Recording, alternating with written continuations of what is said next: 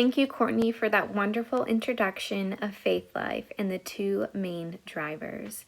As mentioned, we are focusing on two key drivers that could shape the organization's future in many ways. Given the current trends and forecasting models and the decision question, two fundamental driving forces determined for employees are policies supporting or not supporting faith-based organizations and contracted or gig work cultures. Both points have a level of uncertainty.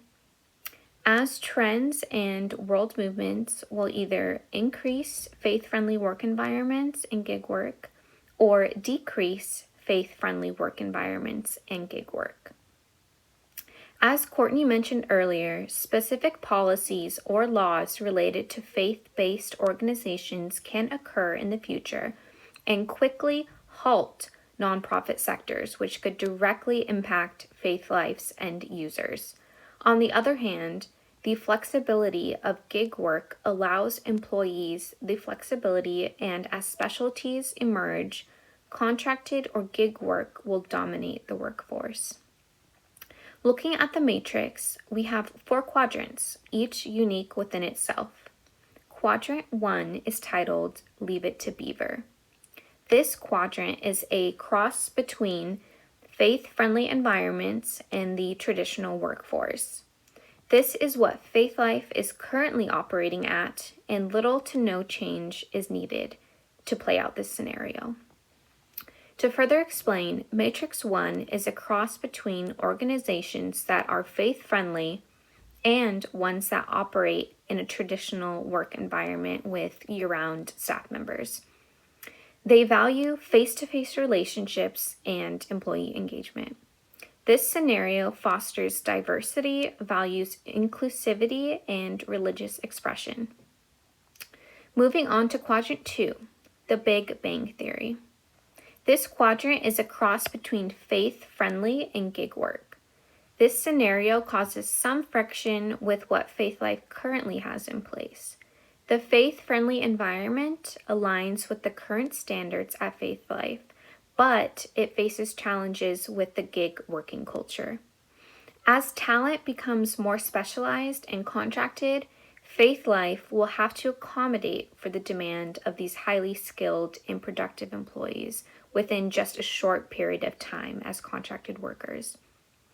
With this unique working structure, there will be pros and cons to planning for this scenario. Either way, change is a necessity in order to be prepared for this possible scenario. Matrix 3 is depicted from the movie The Hunger Games. If you are at all familiar with this movie, it is described as a dystopian future which challenges social and political structures in which everyone is fighting for themselves.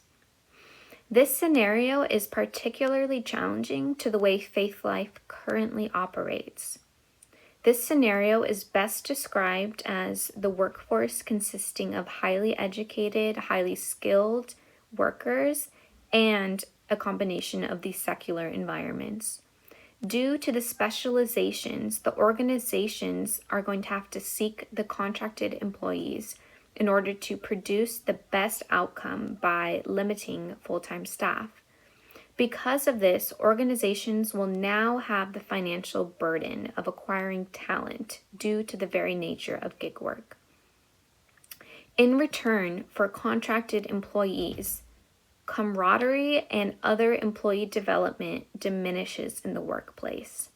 This is because the mindset has now shifted to be work-related only. Cultural work practices become less of a focus in the workplace in this scenario.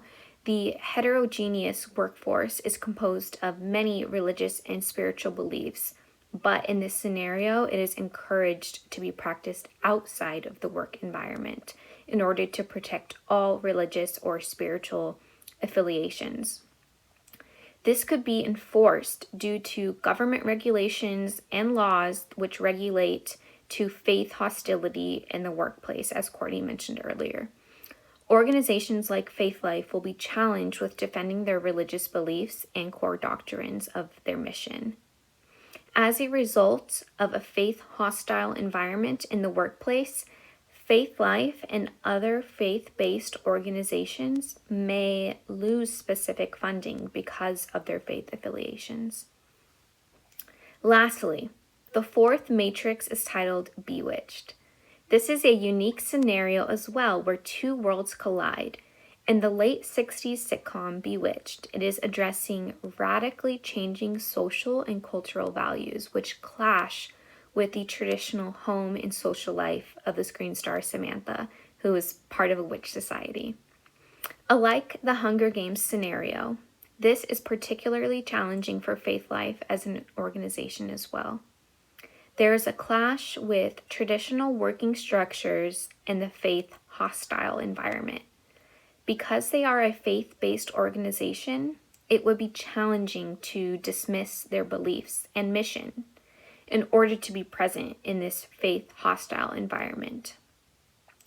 This may be one of the larger challenges of the four scenarios because without faith, what is Faith Life? In this scenario, there are government policies and laws that also restrict organizations to practice faith, and therefore they could lack financial support.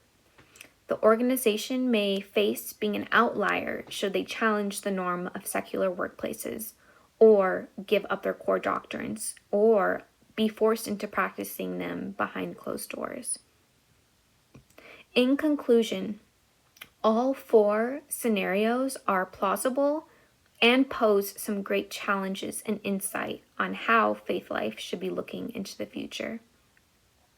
Next, we will be discussing the big bucket items that are of high value to the organization to consider moving forward.